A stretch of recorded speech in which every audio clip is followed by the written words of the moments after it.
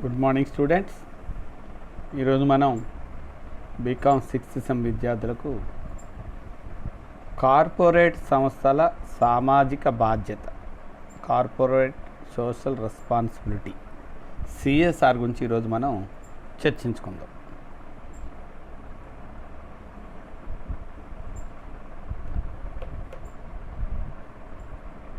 అంటే దేశంలో వ్యాపార సంస్థల సమాజం కోసం ఉన్నాయా, సమాజం కోసం వ్యాపార సంస్థలు ఉన్నాయా? ఆధునిక కాలంలో వ్యాపార సంస్థలను ఆర్థిక సంస్థలుగా మాత్రమే మనం ఏం చేసామంటే పరిగణించేవాళ్ళం. ఈ వ్యాపార సంస్థలు ఏం చేశాయి? సామాజిక ఆర్థిక సంస్థలుగా ఎక్కువ బాధ్యతలను చేపట్టవలసి ఉంటుంది. అంటే ఆశించిన ప్రామాణిక జీవితమును అందివ్వడం, లేదా మెరుగుపరచడానికి కానీ, లేదా నాణ్యమైన జీవితం లేదా జీవన విధానాలను అందించడానికి ప్రామాణికంగా జీవితమును శుద్ధి చేయటాన్ని, అంటే తిరిగి శుద్ధి చేయటం ఈ జీవన ప్రమాణం యొక్క ముఖ్య ఉద్దేశం. అయితే ఈ కార్పొరేట్ సంస్థలు ఎలా ఉంటాయంటే, ఈ సంస్థలు తమకు అవసరమైన ఉత్పాదకాలను, అంటే ముడిసరుకు, మనుషులు, విత్తము, యంత్రాలు, ఇలా వీటినన్నిటిని కూడా సమాజంపై మాత్రమే ఇవన్నీ ఆధారపడి ఉన్నాయి. అంటే వ్యాపార సంస్థలు తమ యొక్క వస్తువులను మార్కెట్ చేయడం కోసం ఏం చేస్తాయంటే సమాజంపై ఆధారపడి ఉంటాయి. సమాజంలో వ్యాపార సంస్థలు ఏం చేస్తారో తమ మనుగడ కోసమే సమాజంపై ఆధారపడి ఉండటం వలన ఆ సంస్థలు నిర్వహించే కంపెనీలు కూడా సమాజం పట్ల ఖచ్చితమైన బాధ్యతను ఏర్పరచుకోవాలి. అంటే సమాజంలో కార్పొరేట్ సంస్థల యొక్క ప్రాధాన్యత ఎంత ఉందో ప్రజల మనుగడ కూడా అంతే విధంగా ఉంటుంది. ప్రజల జీవన మనుగడకు దృష్టిలో పెట్టుకుని ఈ కార్పొరేట్ సంస్థలు ఏం చేస్తాయంటే, ఏదైతే ప్రజలకు ఎక్కువగా ఉపయోగపడుతుంది దానిని కొరతగా ఉన్నదాన్ని ఉత్పత్తి చేసి అధిక లాభాలు కూడా సంపాదించడానికి అవకాశం అనేది ఏర్పడుతుంది. అయితే దీనికి అనేక రకంగా నిర్వచించారు.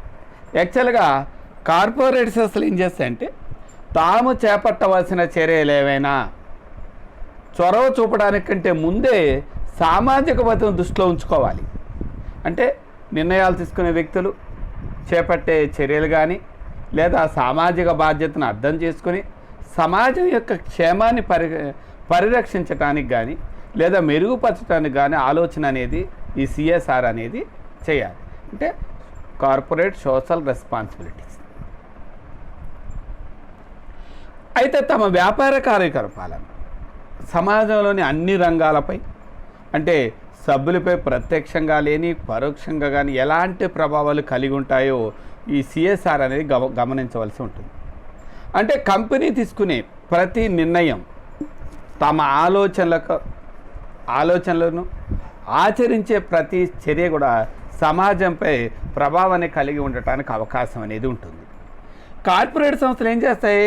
తమ ఆలోచనను ఆచరించడానికై తీసుకునే నిర్ణయాలు వ్యాపార సంస్థల విస్తృతి కానీ, లేదా సంకోచం కానీ, కొత్త ఉద్యోగుల నియామకానికి కానీ, లేక కార్మికుల నియామకానికి కానీ, లేదా పాత కార్మికులను తొలగించడానికి నిర్ణయాలు తీసుకునేటప్పుడు ఏం చేయాలంటే సమాజ అవసరాలను దృష్టిలో పెట్టుకుని వారి యొక్క బాధ్యతలను తెలుసుకోవాల్సి ఉంటుంది.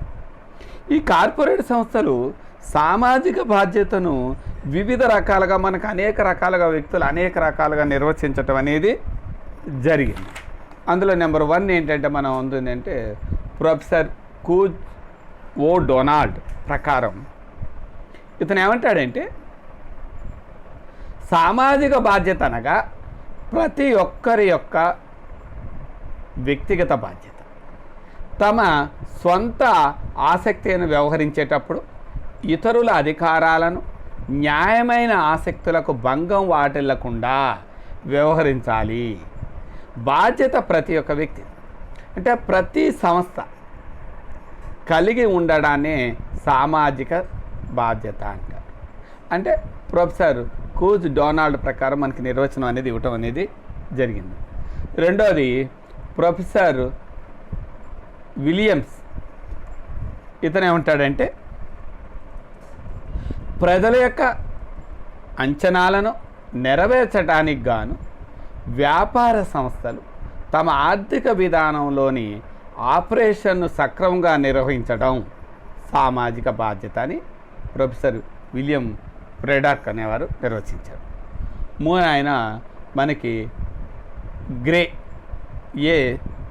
స్టీనర్ STENER స్టీనర్ ఈయన ఏమంటాడంటే సామాజిక బాధ్యతను 3 అంశాల దృష్టిలో నిర్వచించాడు. అవి ఏంటంటే సంభావిత సామాజిక బాధ్యత, లాభాలపై సామాజిక బాధ్యత ప్రభావం, మరియు నిర్దిష్టమైన సామాజిక కార్యక్రమం. సంభావిత సామాజిక బాధ్యత అంటే ఏంటంటే సంస్థ యొక్క ప్రత్యక్ష ఆర్థిక లేదా సాంకేతిక ఆసక్తులను మించి వ్యాపారవేత్తలు తీసుకునే నిర్ణయాలు అలాగనే లేదా చర్యలు. కార్పొరేట్ సామాజిక కార్యక్రమంలో ఇమిడి ఉండే అంశాలు ఏంటంటే 1 భద్రత, 2 వ్యాపార ప్రకటన, 3 వినియోగదాని సేవలు, అలానే సాధారణ కమ్యూనిటీ సేవలు. అంటే ఉద్యోగి సంతృప్తిని మెరుగుపరచడం మొదలుగుని స్వల్పకాల వ్యవధిలో సంస్థ లాభాలు మెరుగుపరచడానికి సంస్థ సామాజిక బాధ్యత చేపట్టవలసి ఉంటుంది అని గ్రే ఆఫ్ స్టీనర్ మనకు నిర్వచించడం అనేది జరిగింది. అలానే ప్రొఫెసర్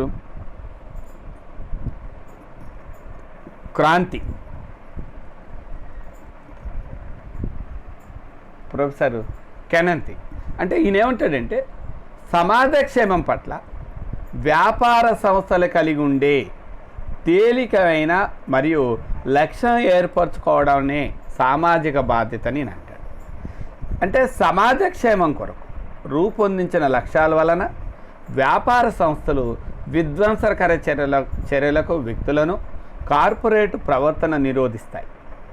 సమాజముకి ఎంత త్వరగా ప్రయోజనం కలుగుతుందనే దానితో ప్రమేయం లేకుండా మానవుల సంక్షేమమును సానుకూలమైన దిశను ఏర్పాటు చేయడానికి అవకాశం ఉంటుంది. అంటే మనకి ఈ నిర్వచనాలు బట్టి మనకి ఏమర్థమవుతుంది? యాక్చువల్గా మనకి సమాజంలో సామాజిక బాధ్యతలో ఒక వ్యక్తి కానీ లేకపోతే మనకు వర్గం కానీ పని చేయడంలో ఇతరులకు న్యాయపరమైన ఆసక్తులకు భంగం కలగకుండా చూడడం అని అర్థం. యాక్చువల్గా సమాజం పట్ల తెలివైన లక్ష్యంగా ఏర్పరచుకున్న చర్యలను చేపట్టడానికి అవకాశం ఉంటుంది. అంటే మనకి ఈ నిర్వచనాలు ఏముంటుంది?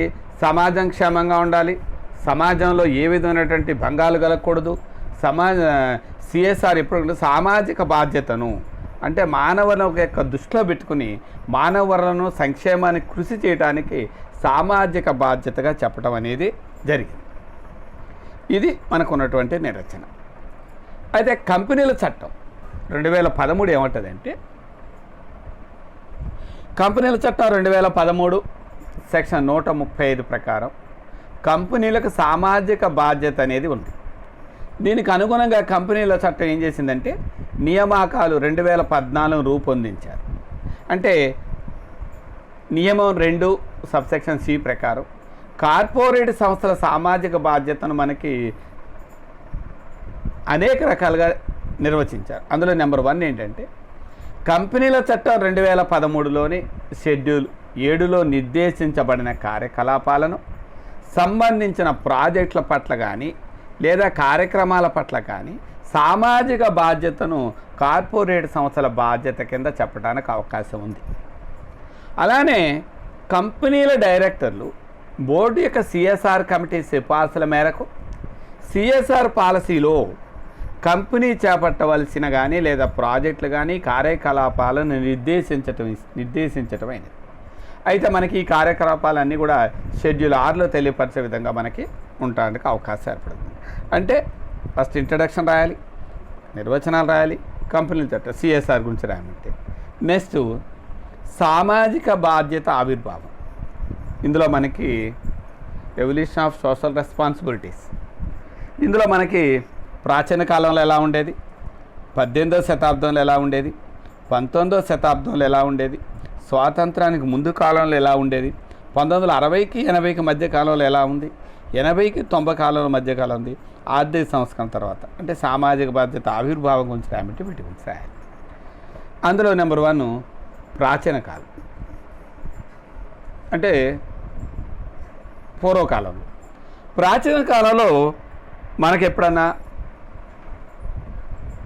అతివృష్టి కానీ అనావృష్టి ఏర్పడినప్పుడు వ్యాపారవేత్తలు ఏం చేస్తారంటే తమ ప్రాంతాలలో నివసించే వారికి లేదా బీద ప్రజలకు సరుకులను అందించేవారు. తమ వ్యాపార పరిధిలో ఉండే ప్రజలకు అంటే వారి సంక్షేమ సేవలు అందించడంలో ఇది కొనసాగటానికి అవకాశం ఉండేది. అంటే సామాజిక బాధ్యత మన దేశంలో చాలా కాలం నుంచి నెలకొన్నదని మనకు అర్థం అవడానికి అవకాశం ఉంది. అంటే మనం దృఢంగా చెప్పడానికి ఏంటంటే పూర్వకాలం నుండి కూడా సామాజిక బాధ్యత కలిగి ఉండేవారు వ్యాపారవేత్తలు. అంటే వ్యాపార వ్యవహారాలు సక్రమంగా జరగాలన్నా లేకపోతే మనకి మార్కెట్లో మనకి గుడ్విల్ కావాలన్నా మనం చేసే సేవా కార్యక్రమాలు కూడా దానికి దోహదపడతానికంట. అంటే పూర్వీకులు ప్రతిష్టాత్మకమైన విలువగా దీన్ని పేర్కోవడానికి అవకాశం అనేది ఏర్పడుతుంది. అది ప్రాచీన కాలం. అక్కడి నుంచి 18వ శతాబ్దం వచ్చేటప్పుడు 18వ శతాబ్ద కాలంలో వ్యాపార సంస్థల పరిమాణం చాలా చిన్నదిగా ఉండేది. వ్యాపారం నిర్మించే సంస్థలు తక్కువగా ఉండడం వల్ల అంటే వ్యాపారవేత్తలు అనేక రకమంది మనకి సంక్షేమ కార్యక్రమాలు చేపట్టినా కానీ వారి సేవా దృక్పథాన్ని చాటుకున్నారు. అంటే వాళ్ళు ఏం చేస్తారంటే అప్పట్లో మన 18వ శతాబ్దంలో ఏంటంటే దేవాలయాలు నిర్మించటం, లేదా పాఠశాలలు నిర్మించటం, లేదా బీద ప్రజలకు వివాహాలు చేయటం, అలానే గ్రామ పంచాయతీ నిర్మించడం, అనేక రకమైన కార్యక్రమాలు కూడా మనకి చేయటం అనేది జరిగింది. ఎప్పుడు 18వ శతాబ్దం. 19వ శతాబ్దానికి వచ్చేటప్పటికల్లా అంటే 19-20 శతాబ్దానికి వచ్చేకల్లా మనకి 18-20 శతాబ్దంలో మనకి ఏంటంటే పారిశ్రామిక విప్లవం వలన అనేక పరిశ్రమలు అనేవి మనకి నెలకొల్పడం అనేది జరిగింది. అంటే ప్రభుత్వం అనేక రకమైనటువంటి కఠిన నియమాల నిబంధనలు కూడా విధించట్లేదు. దీనివల్ల వ్యాపారవేత్తలు తమ ఖాతాలను మార్చడానికి లేదా సముచిత కాని వ్యాపార ఆచరణలకు దారితీయడానికి అవకాశం ఉంది. వ్యాపారవేత్తల సంక్షేమం తక్కువగా ఉండడం వల్ల ఏం చేశారంటే 1920 సంవత్సరంలో భారీ తరహా వ్యాపార సంస్థలు సమాజక్షేమం కొరకు తమ వంతుగా పనిచేయడానికి నిబంధనలను నియమాలను ప్రభుత్వం రూపొందించడం అనేది. అంటే వీళ్ళ ద్వారా ఏం చేశారంటే వ్యాపార కుటుంబాల ట్రస్టులుగా ఏర్పడి వీరి ద్వారా ఏర్పడిన ట్రస్టులను అనేక సంక్షేమ కార్యక్రమాలు చేపట్టడం అనేది. అంటే విరాళాలు ఎక్కువగా సేకరించడం, దీనివల్ల అనేక ట్రస్టీలుగా ఏర్పడటం, అనేక సంక్షేమ కార్యక్రమాలు చేయడానికి అవకాశం అనేది ఏర్పడింది. దీని ద్వారా ఏర్పడిన ట్రస్టీలు సంక్షేమ కార్యక్రమాలను ఎలా చేశాయంటే పాఠశాలలు, కళాశాలలు, వైద్యశాలలు, అనాథాశ్రయాలు, అలానే ఆర్ట్ గ్యాలరీలు, మ్యూజియంలు, గ్రామ పంచాయతీలు, దేవాలయాలు ఇలాంటి అన్నీ కూడా నిర్మించడం అనేది జరిగింది. అంటే భారత స్వాతంత్ర పోరాట సమయంలో లేదా స్వాతంత్ర ఉద్యమంలో ముడిపడి ఉన్న సామాజిక కానీ సాంస్కృతిక కార్యకలాపాలకి చందాలను వ్యాపారవేత్తలు సమకూర్చేవారు. అంటే భారతదేశం యొక్క ప్రముఖ వ్యాపారవేత్తలు ఏంటంటే ఔత్సాహికులు ముఖ్యంగా టాటా లేదా బిర్లా, జమాన్, లాల్, శ్రీరామ్, అంబాలాలు, సారాభాయ్ మొదలగు అనేక వ్యాపారవేత్తలు ఏం చేశారంటే సమాజమునకు ఉపయోగపడినటువంటి అనేక కార్యక్రమాలను ఏం చేశారంటే తమ వంతు సహకారాన్ని అందించడానికి ముందుకొచ్చేవారు. వీరు మహాత్మా గాంధీ యొక్క ప్రబోధాలకు చర్యలకు ప్రభావితమై అంటరానితనం, గ్రామీణ పునర్నిర్మాణం, వరకట్న నిర్మూలన, ప్రజలకు పరిజ్ఞానం, బాల్య వివాహాలు మొదలు అనేక కార్యక్రమాలను అతని చేయూతనివ్వడానికి అవకాశం అనేది జరిగింది. ఎప్పుడు 18-20వ శతాబ్దం. తర్వాత స్వాతంత్రానికి ముందు కాలంలో అంటే స్వాతంత్రానికి ముందు అంటే స్వాతంత్రం రావడానికి ముందు కాలంలో మన దేశంలో వ్యాపారవేత్తలు అనేక శాస్త్రీయ సాంకేతిక పరిశోధన సంస్థలు అంటే అకాడమిక్ సంస్థలు స్థాపించడం అనేది జరిగింది. అనేక సంస్థలు అంటే TIFR Tata institute of fundamental research, అలానే BIT Birla institute of technology అంటే రాంచీ కానీ పిలానీల మధ్యలో మనకు అహ్మదాబాద్ మొదలైన వీటిని స్థాపించడం అనేది జరిగింది. అంటే వీటి ద్వారా ప్రభుత్వ ఔత్సాహికులు ఏం చేస్తుంటే స్థాపించిన సమాజ సేవలో భాగంగా, అంటే వీళ్ళు ఏదైతే సంస్థలు స్థాపించారో సమాజ సేవను దృష్టిలో పెట్టుకుని ఆర్థిక రాజకీయ సంక్షోభాల వలన వ్యాపార సంస్థలకు అనేక అవరోధాలను పనిచేయవలసి వచ్చింది. అంటే ఇలాంటి సమయంలో అంటే ఆర్థిక రాజకీయ సంక్షోభం వలన వ్యాపార సంస్థలు అనేక అవరోధాలతో పనిచేయవలసిన ఏర్పాటు ఉంది. ఆ కాలంలో ఏం చేశారంటే సామాజిక సేవలను విస్మరించడం ఎక్కువగా జరిగింది. అంటే అనారోగ్యం, విద్య, ప్రకృతి వైపరీత్యాల వల్ల ఏర్పడే సంక్షోభంలో సహాయం అందించడానికి చాలా తక్కువ స్థాయిలో ముందుకు రావటం అనేది జరిగింది. ఇప్పుడు స్వాతంత్రానికి ముందు కాలం 1960-80 మధ్య కాలంలో పేద ప్రజలకు చేయూతనివ్వటానికి పేదరిక నిర్మూలనలో ప్రభుత్వం విఫలమైంది. ఆ సమయంలో అంటే ధనిక పేదల మధ్య వ్యత్యాసం పెరుగుతూనే ఉంది. దీనివలన అనేక మంది వ్యక్తిగత లేదా కార్పొరేట్ సంస్థలు ఏం చేశాయంటే సామాజిక సంక్షేమం కొరకు స్వచ్ఛందంగా ముందుకు వచ్చి పేద ప్రజలకు ఆర్థికంగా వెనుకబడిన వారికి సహాయం అందించడానికి ముందుకు వచ్చాయి. 1970 సంవత్సరంలో కార్పొరేట్ రంగం సామాజిక బాధ్యతలను చేపట్టడానికి తగిన స్థాయిలో అనేక రకమైనటువంటి చర్చలు ప్రారంభించడం అనేది జరిగింది. దీని ఫలితంగా భారతదేశంలో మనకి కొన్ని వ్యాపార సంస్థలు తమ వ్యాపార ధ్యేయాలకు సంబంధించినటువంటి లేదా అనుత్పాదక రంగంలో కూడా వ్యాపారం చేపట్టడానికి సాహసం చేయటం అనేది జరిగింది. అంటే సామాజిక సంస్థల్లో కార్పొరేట్ గృహాలను తిరిగి చోటు కల్పించటం, సంక్షేమ చర్యలకు కొత్త విషయాల పట్ల ఆకర్షింపబడినాయి. మహిళలకు అధికారాలు, వినియోగదారునికి విద్య, పురాతన కట్టడాలు పరిరక్షించడానికి 1960-80 మధ్య కాలంలో జరగడానికి అవకాశం అనేది ఏర్పడింది. అయితే 1980-90 మధ్య కాలంలోకి వచ్చింది. అంటే ఇప్పుడు ఇక్కడ ఆర్థిక సంస్కరణలు చోటు చేసుకున్న నేపథ్యంలో వ్యాపారం అంతా కూడా మార్పులు జరగటానికి ఈ మధ్యకాలంలో ఔత్సాహికులు ఎక్కువయ్యారు. వ్యాపారవేత్తలు, ధర్మాదాయ కార్యకలాపాలు అప్పుడు ప్రత్యేకంగా సమాజంలో అప్రయోజన వర్గాలు చేయూతనిచ్చే అభివృద్ధి సంస్థలుగా వ్యాపకాలు చేపట్టడం జరిగింది. అంటే ఈ మధ్యకాలంలో సామాజిక స్పృహ బాగానే వృద్ధి చెందడానికి అవకాశం అనేది ఏర్పడింది. అంటే అభివృద్ధి చెందుతున్నాం కాబట్టి ప్రజలకు కూడా సామాజిక స్పృహ వచ్చింది. అలానే సిఎస్ఆర్ కూడా ముందుకు రావటం వల్ల అందరు కూడా సామాజిక స్పృహ బాగానే పెరగడానికి అవకాశం అనేది ఏర్పడింది. ఎప్పుడు 1980-90 మధ్య. దీని ద్వారా ఆర్థిక సంస్కరణ తర్వాత అంటే సరళీకరణ, ప్రపంచీకరణ లేదా ప్రైవేటీకరణ విధానం 1991లో రూపొందించిన తర్వాత ఆర్థిక వ్యవస్థ తెరిచి ఉంచిన పిదప అంటే బహుళ జాతీయ సంస్థలు ఎంఎన్సి అంటారు. ఎంఎన్సి ప్రవేశించడం వల్ల ప్రధాన పెట్టుబడిపై ప్రతిఫల రేటు తమ ఆపరేటింగ్ లక్ష్యంగా ఏర్పరచుకున్నారు. అంటే దిగుమతుల అవరోధాన్ని తొలగించడం, తుది వస్తువుల ధర తగ్గిపోవడానికి లేదా నిలకడ ఉండటానికి ఈ ఎంఎన్సి అనేది దోహదపడింది. దీని ద్వారా అంటే కొన్ని ప్రయోజనాలు ఉన్నప్పటికీ కూడా దేశ అభివృద్ధి చెందడానికి లేదా జాతీయ ఆదాయంను వృద్ధిపరచడానికి, తలసరి ఆదాయాన్ని పెంచడానికి సాధ్యమవడానికి అవకాశం అనేది. అంటే ఈ సందర్భంలో తీవ్రంగా నెలకొన్న పోటీల వలన కానీ అనేక సంస్థలు నాణ్యతను అందించడంలో అభివృద్ధి చెంది పోటీని తట్టుకునే విధంగా ఈ ఎంఎన్సి అనేది చేసింది.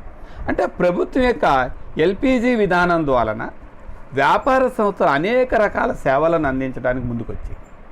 అంటే పన్ను నాణ్యతను మెరుగుపరచడం, ఉపాధి అవకాశాలను పెంపొందించటం, వనరులను మంచిగా వినియోగించుకోవటం, సమర్థవంతంగా వినియోగించుకోవటం లేదా బహుళ రకాల వస్తువులను లభింపచేయటం, దేశంలో చౌక వస్తువులను అందివ్వడం, ఉద్యోగులకు కార్మికులకు మెరుగైన సేవలు అందించడం కొరకు ఈ ఆర్థిక సంస్కరణలు అనేవి మనకి ముందుకు రావడానికి అవకాశం, ఆర్థిక సంస్కరణ తర్వాత ముందుకు రావడానికి అవకాశం అనేది.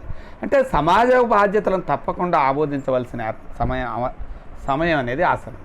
అంటే సమాజం పట్ల సామాజిక బాధ్యతలు పెరుగుతున్నాయి కాబట్టి, కానీ తగ్గడం లేదా పెరగడం అనేది మన కానీ సమాజం పట్ల సామాజిక బాధ్యతను ప్రతి ఒక్కరు కూడా కలిగి ఉండాలి. అది ఆర్థిక సంస్థల తర్వాత మనకు ఏర్పడటానికి అంటే సామాజిక బాధ్యతల్లో ఒకటి ప్రాచీన కాలంలో ఎలా ఉండేది, 18వ శతాబ్దంలో ఎలా ఉండేది, 19-20 శతాబ్దంలో ఎలా ఉండేది, స్వాతంత్రానికి ముందు కాలంలో ఎలా ఉండేది, అలానే 1960-80 మధ్య కాలంలో ఎలా ఉండేది, 1880-90 మధ్య కాలంలో ఎలా ఉండేది, ఆర్థిక సంస్థల రూపంలో మనకి ఎలా ఉండేది, మనకి సామాజిక బాధ్యత గురించి చర్చించుకోవటం అనేది జరుగుతుంది. అయితే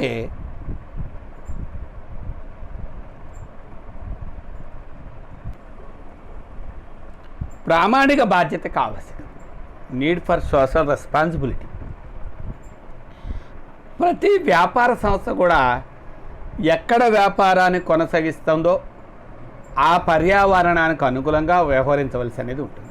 అంటే పర్యావరణ పరిస్థితులకు అనుకూలంగా లేనట్లయితే ఏ సంస్థ అయినా తన మనుగడ సాగించడానికి అవకాశం అనేది ఉండదు. కాబట్టి ఏమనాలి, పర్యావరణం అందించే వనరులకు ఔత్సాహికులు సక్రమంగా సద్వినియోగపరుచుకున్నట్లయితే, అంటే మానవ శక్తిని కానీ, ద్రవ్యాన్ని కానీ, యంత్రాలు కానీ, ముడిసరుకు కానీ మొదలగు అన్నీ కూడా మనకి లభ్యమవుతున్న వనరులుగా వినియోగించుకోవాలి.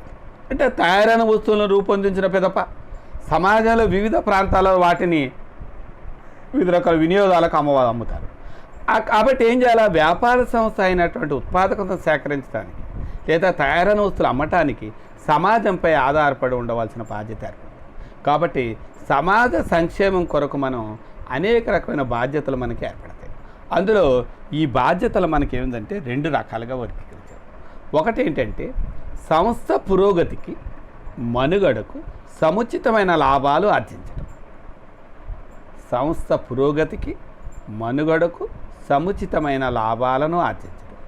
రెండోది, సమాజంలోని వివిధ వర్గాలకు చెందిన కస్టమర్ల ఆసక్తుల పట్ల శ్రద్ధ వహించడం.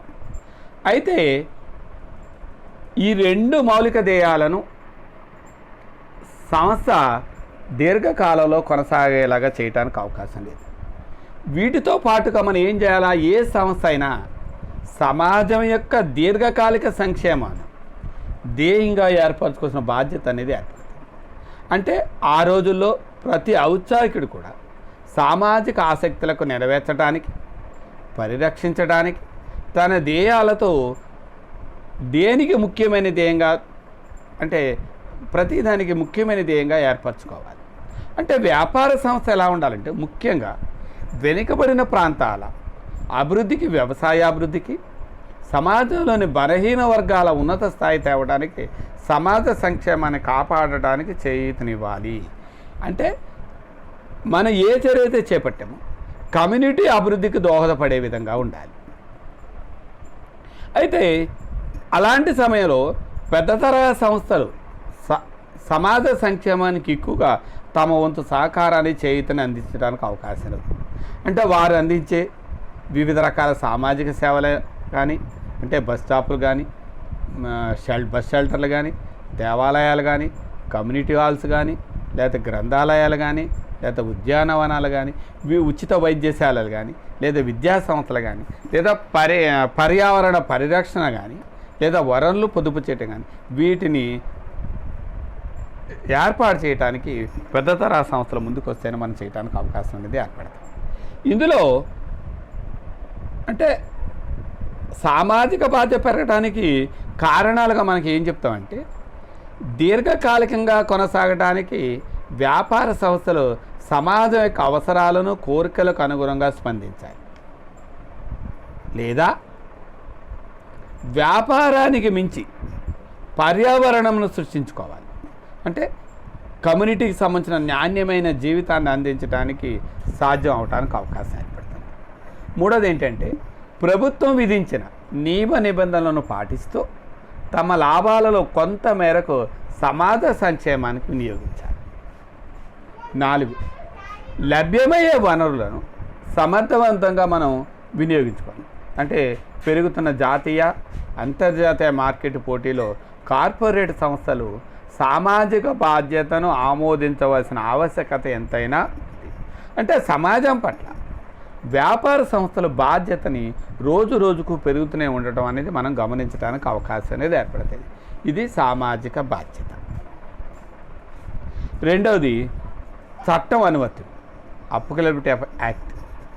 అంటే కంపెనీల చట్టం 2013లోని సెక్షన్ 135 సిఎస్ఆర్ నిబంధనలను మనకి ఒక 3 రకాలుగా వర్గీకరించింది. ఒకటి ఏంటంటే కార్పొరేట్ సంస్థ యొక్క నికర విలువ 500 కోట్లు లేదా అంతకు మించి ఉన్నప్పుడు, కార్పొరేట్ సంస్థ యొక్క నికర విలువ 500 కోట్లు లేదా అంతకు మించి ఉన్నప్పుడు, లేదా కార్పొరేట్ సంస్థ యొక్క టర్నోవర్ 1000 కోట్లకు అంతకు మించి ఉన్నప్పుడు, కార్పొరేట్ సంస్థ యొక్క టర్నోవర్ 1000 కోట్లు అంతకు మించి ఉన్నప్పుడు, లేదా కార్పొరేట్ సంస్థ యొక్క నికర లాభం 5 కోట్లకు అంతకు మించి ఉన్నప్పుడు. అంటే ఈ 3 కూడా, అంటే ఈ 3 నిబంధనలు ఏ ఒక్కటి వర్తించడను ఆ సంస్థ ఆర్థిక సంస్థల్లో కార్పొరేట్ సామాజిక బాధ్యతను అంటే సిఎస్ఆర్ కమిటీ ప్రకారం డైరెక్టర్ బోర్డు ఏర్పరచుకోవాల్సి ఉండటానికి అవకాశం అనేది ఏర్పడుతుంటుంది. ఇది చట్టం యొక్క అనువర్తనం. మూడోది నికర లాభం, మీనింగ్ ఆఫ్ నెట్ ప్రాఫిట్. నికర లాభం అర్థం అంటే కార్పొరేట్ సంస్థలు అయితే నికర లాభాన్ని సిఎస్ఆర్ రూల్స్ ప్రకారం 2014 నియమం 2 సబ్సెక్షన్ F ప్రకారం కంపెనీ ఏం చేయాలంటే కంపెనీ యొక్క విదేశీ బ్రాంచి లేదా బ్రాంచ్ నుండి వచ్చిన నికర లాభం, అంటే విదేశీ కంపెనీ కానీ లేదా బ్రాంచ్ నుండి వచ్చిన నికర లాభం కానీ, 2 భారతదేశంలోని ఇతర కంపెనీ నుండి వచ్చిన డివిడెండ్, అంటే సెక్షన్ 135 ప్రకారం కంపెనీల చట్ట పరిధిలోకి లోనికి వచ్చి ఉండాలి. అంటే ఈ నికర లాభం ఈ 2 విధాలుగా అయితే లెక్కించడానికి అవకాశం అనేది ఏర్పడుతూ ఉంటుంది. అందులో మనకి అంటే సిఎస్ఆర్ కమిటీ ఏర్పాటు,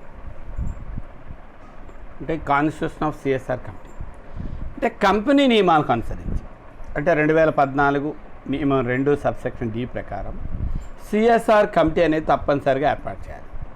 కంపెనీల చట్టం 2013లోని సెక్షన్ 135 ప్రకారం ఈ కమిటీ ఏర్పాటుకు సంబంధించినటువంటి నియమాలు కార్పొరేట్ సామాజిక బాధ్యత పాలసీ రూపొందించాల్సిన పరిస్థితి అంటే సిఎస్ఆర్ పాలసీ.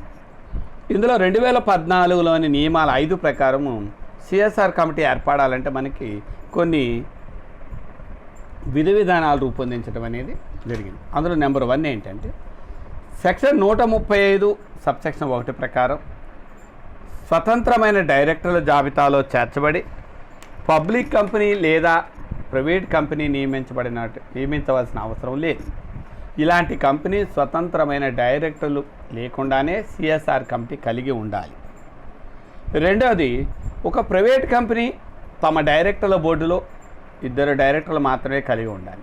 ఆ 2తోనే సిఎస్ఆర్ కమిటీ ఏర్పరచవలసి. మూడోది, విదేశీ కంపెనీకి సంబంధించి సిఎస్ఆర్ నియామకాల ప్రకారం సిఎస్ఆర్ కమిటీలో 2 వ్యక్తులు ఉండాలి.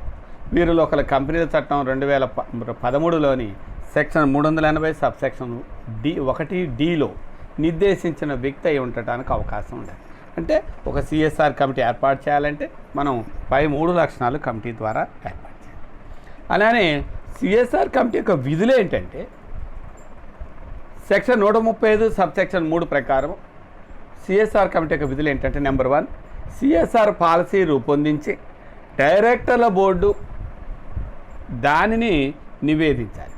అంటే డైరెక్టర్ల బోర్డుకు దానిని నివేదించాలి అంటే సిఫార్సు చేయాలి. ఈ పాలసీలో కార్యకలాపాలను షెడ్యూలు 7లో నిర్దేశించిన విధంగా రూపొందించాలి. 2, సిఎస్ఆర్ పాలసీలో నిర్దేశించిన కార్యకలాపాలను నిర్వహణకు అయ్యే ఖర్చు మొత్తం కూడా చూపించాల్సి ఉంటుంది. 3, కాలక్రమేణా సిఎస్ఆర్ పాలసీని సమీక్షించాలి. అంటే ఈ 3 విధులను సిఎస్ఆర్ కమిటీ అనేది. అది సిఎస్ఆర్ పాలసీ యొక్క అర్థం ఏంటంటే నియమం 2E ప్రకారం సిఎస్ఆర్ పాలసీ అనేది కంపెనీ షెడ్యూల్లో 7లో నిర్దేశించబడిన కార్యక్రమాలను చేపట్టడానికి సంబంధించిందిగా మనం చూడాలి. అంటే కంపెనీల పాలసీ సిఎస్ఆర్ పాలసీ నియమాల ప్రకారము 2014లోని నియమం 6 ప్రకారం సిఎస్ఆర్ పాలసీలో పొందుపరిచిన అంశాలు ఏ విధంగా ఉంటాయంటే, ఒకటి, షెడ్యూల్ 7 కింద వచ్చే సిఎస్ఆర్ ప్రాజెక్టులు లేదా కార్యక్రమాల జాబితా.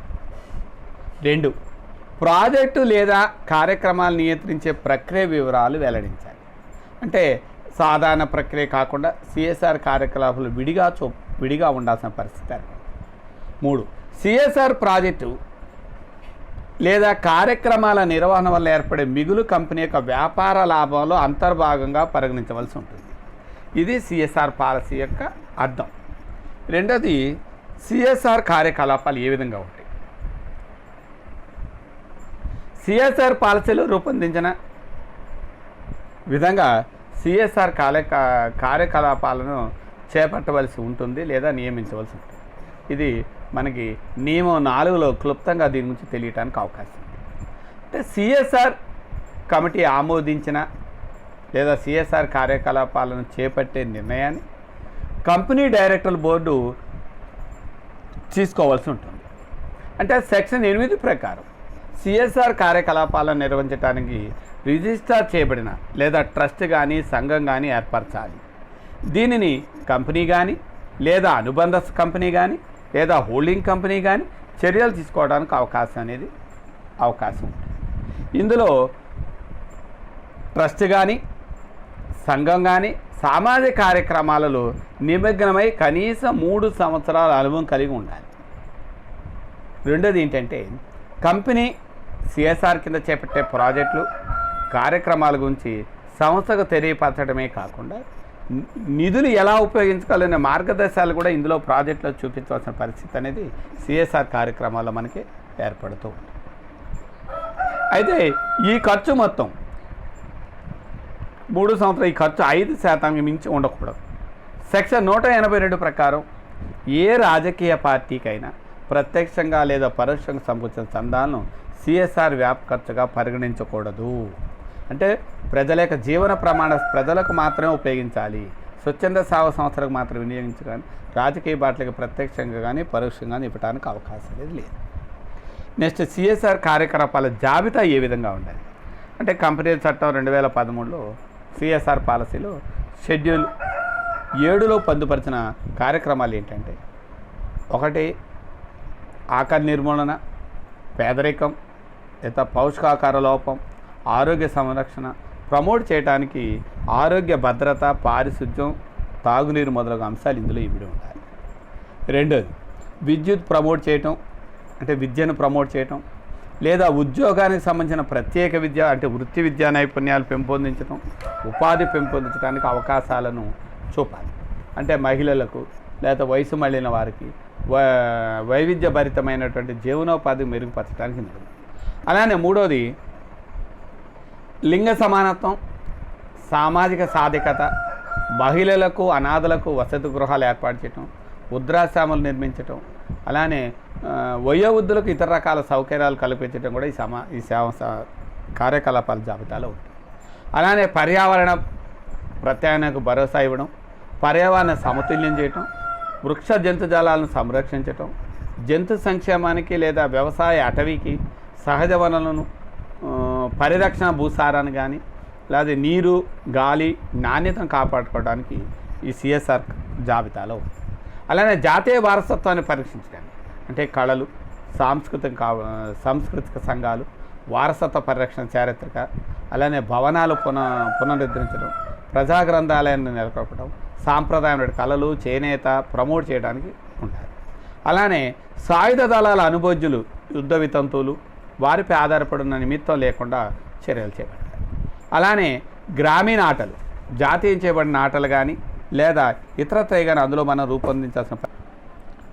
నెక్స్ట్ పాయింట్ ఏంటంటే, గ్రామీణ ఆటలు జాతీయంగా గుర్తించబడిన ఆటలు అంటే ఒలింపిక్ ఆటలు మొదలైన వాటిని ప్రమోట్ చేయడానికి శిక్షణ ఇప్పించడం. అలానే prime minister of national relief fund చందా సమకూర్చడం, సామాజిక ఆర్థిక అభివృద్ధికి కేంద్ర ప్రభుత్వం నెలకొన్న ఇతర విధులకు ఏమైనా షెడ్యూల్ కులాలు, షెడ్యూల్ ట్రైబ్స్, ఇతర వెనుకబడిన తరగతులకు, మైనార్టీ మహిళలకు కానీ మైనార్టీ వాళ్ళకు కానీ సంక్షేమం అనే కార్యక్రమం. అలానే కేంద్ర ప్రభుత్వం ద్వారా ఆమోదించిన విద్యా సంస్థలకు టెక్నాలజీ ఇంక్లూబర్స్ చందాలు సమకూర్చడం, అలానే గ్రామీణాభివృద్ధి, ఇవన్నీ కూడా సిఎస్ఆర్ కార్యకలాపాల జాబితాలో సమకూర్చడం అనేది జరిగింది.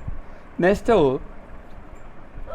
సిఎస్ఆర్ కార్యకలాపై వ్యయం అంటే ఎక్స్పెండిచర్ ఆఫ్ సిఎస్ఆర్ యాక్టివిటీ అంటే కంపెనీల చట్టం 2013లోని సెక్షన్ 135(5) ప్రకారం ప్రతి ఆర్థిక సంవత్సరంలో తప్పనిసరిగా సిఎస్ఆర్ కార్యకలాపై కొంత మొత్తం వెచ్చించవచ్చు.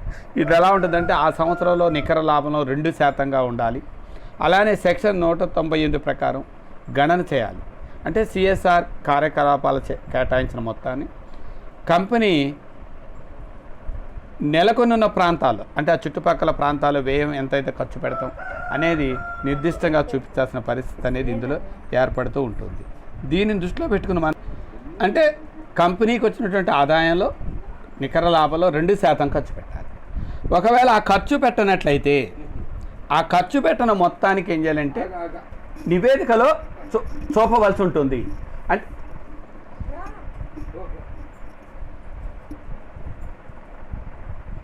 అంటే ఎంతైతే ఖర్చు పెట్టలేదు ఆ ఖర్చు పెట్టాల్సిన మొత్తాన్ని కూడా లెక్క చూపాల్సిన పరిస్థితి ఉంటుంది. అంటే బోర్డు ద్వారా ఆదేశించబడింది. సిఎస్ఆర్లో ఏం చేయాలంటే మనం సమకూర్చిన చందాలు కానీ ఖర్చులు కానీ సిఎస్ఆర్లో వ్యయాలన్నీ కూడా కలిపి చూపాలి. అంటే ఇమిడి ఉంటాయి. ఇవన్నీ కూడా మనం సిఎస్ఆర్ వ్యయం కింద మనం చూపించాల్సిన పరిస్థితి ఏర్పడుతుంది. అలానే సిఎస్ఆర్ నివేదిక అంటే కంపెనీల చట్టం 2000 అంటే కంపెనీల సిఎస్ఆర్ పాలసీ నియామకాల ప్రకారం 2014లో 8వ నియమం ప్రకారం సిఎస్ఆర్ నివేదిక అనేది సమర్పించాలి. ఆ నివేదిక ఎలా సమర్పించాలంటే ఒక ఆర్థిక సంవత్సరంలో 1 ఏప్రిల్ 2014న కానీ లేదా ఆ తర్వాత కానీ కవర్ చేయబడినటువంటి కంపెనీ తన బోర్డు నివేదికలో సిఎస్ఆర్ కార్యకలాపాల వివరాలు వార్షిక నివేదిక తప్పనిసరిగా సమర్పించాలి. రెండవది విదేశీ కంపెనీ విషయంలో అయితే సెక్షన్ 381 సబ్సెక్షన్ 1లోని సబ్ క్లాస్ బి ప్రకారం దాఖలు చేసిన ఆస్తప్పుల పట్టితో పాటు సిఎస్ఆర్ కార్యకలాపై నివేదిక అనేది సమర్పించాలి. అలానే వెబ్సైట్లో పెట్టాలి. అంటే వెబ్సైట్పై సిఎస్ఆర్ కార్యకలాపాల ప్రదర్శన అంటే కమిటీ యొక్క సిఫార్సులు పరిగణలో తీసుకొని కంపెనీ యొక్క బోర్డ్ ఆఫ్ డైరెక్టర్లు తమ సిఎస్ఆర్ పాలసీలో ఆమోదించినటువంటి అంశాలను నివేదికలో వెల్లడి చేయడమే కాకుండా 9వ నియమం ప్రకారం వాటిని కంపెనీ వెబ్సైట్లో పెట్టాల్సిన బాధ్యత అనేది ఉంటుంది. అలానే డైరెక్టర్ బోర్డు యొక్క బాధ్యత అంటే డైరెక్టర్ యొక్క role of board of directors కంపెనీల చట్టం 2013లోని సెక్షన్ 135(4) ప్రకారం సిఎస్ఆర్ ఏంటంటే బోర్డ్ ఆఫ్ డైరెక్టర్ల పాత్ర మనకి అందులో నెంబర్ 1 ఏంటంటే సిఎస్ఆర్ కమిటీ చేసిన సిఫార్సులను పరిగణలోకి తీసుకుంటూ కంపెనీ యొక్క సిఎస్ఆర్ పాలసీని ఆమోదించాలి. ఈ పాలసీ అంశాలను డైరెక్టర్ నివేదికలో వెల్లడించడమే కాకుండా కంపెనీ యొక్క వెబ్సైట్లో కూడా ఉంచాలి. ఇందుకు గాను కంపెనీ నియమాలు 2014లో నిర్దేశించబడిన నమూనాలో మాత్రమే ఇందులో ఉండాలి. రెండోది కంపెనీ యొక్క సిఎస్ఆర్ పాలసీలో రూపొందించిన అన్ని అంశాలను తప్పకుండా కంపెనీ చేపట్టే విధంగా చూడాలి. 3 సిఎస్ఆర్ కార్యక్రమాలపై నికర లాభంలో కనీసం 2% ఖర్చు చేసేలాగా శ్రద్ధ చూపాలి. 4 బోర్డు నివేదికలో సిఎస్ఆర్ కార్యకలాపాల వివరాలను అప్పటికప్పుడు కూడా నివేదించాలి. 5 సిఎస్ఆర్ నిబంధనలు పాటించిన విషయాలు ఏమైనా ఉన్నట్లయితే వాటిని వెల్లడించాలి. అలానే సిఎస్ఆర్ నిబంధన ఒకవేళ ఉల్లంఘిస్తే అంటే ఇందులో సిఎస్ఆర్ నిబంధన ఉల్లంఘించినట్లయితే 2 రకాలు ఇచ్చాడు నాన్న. ఒకటి సెక్షన్ 450, రెండోది సెక్షన్ 450. సెక్షన్ 450 ఏం చెప్తుందంటే నిబంధనలను ఉల్లంఘించిన కంపెనీకి సంబంధించిన ప్రతి అధికారికి లేదా ఏ ఇతర వ్యక్తి అయినా గరిష్టంగా జరిమానా 10,000 విధించబడుతుంది. ఒకవేళ పొరపాటు అలాగే కొనసాగితే ఆ పొరపాటు కొనసాగిన ప్రతి రోజుకు గరిష్టం ₹1000 వరకు జరిమానాకు బాధ్యులవుతారు. ఇది సెక్షన్ 450. 451 ఏముంటుందంటే నిబంధనలను ఉల్లంఘించిన కంపెనీకి లేదా సంబంధిత అధికారులు లేదా వ్యక్తులు శిక్షార్హులై జరిమానా కానీ లేదా జైలు శిక్ష అనుభవించిన తర్వాత అదే పొరపాటు రెండోసారి పర్యాయంలో చేసినట్లయితే 3 సంవత్సరాల లోపుగానే పునరావృతం అయితే కంపెనీకి సంబంధించిన అధికారులు గతంలో విధించిన జరిమానాకు 2 శిక్షార్హులు అవుతారు. ఇది సెక్షన్ 451 చెప్తుంది. అందులో కార్పొరేట్ సామాజిక బాధ్యత స్వచ్ఛత మార్గదర్శకాలు 2009 సిఎస్ఆర్ వాలంటరీ గైడ్లైన్స్ 2009 ఏముంటుందంటే, అంటే కార్పొరేట్ వ్యవహారాల మంత్రిత్వ శాఖ కార్పొరేట్ సామాజిక బాధ్యత స్వచ్ఛందంగా మార్గదర్శకాలను 2009 సంవత్సరంలో జారీ చేసింది. దీని ప్రధాన లక్ష్యం ఏమిటంటే, కంపెనీల వ్యాపారం పట్ల దృష్టిని పెట్టడమే కాకుండా కంపెనీలో ఆసక్తి గల వారి పట్ల సమాజం పట్ల ఆసక్తిని కనపరిచి తన వంతుగా చేయూతను అందించడం. అలానే భారత కంపెనీలు సిఎస్ఆర్ చొరవ చూపటం, కొత్త మార్గదర్శకాలకు అనుగుణంగా పాలసీలు అంతర్భాగంగా ఉండాలి. వ్యాపార లక్ష్యాలతో అనుసంధానం కూడా ఈ సంస్థ అనేది ఉండాలి. అయితే కార్పొరేట్ మంత్రిత్వ శాఖ వెబ్సైట్ www.mca గవర్నమెంట్ ఇన్ అని కూడా పరిశీలించవచ్చు.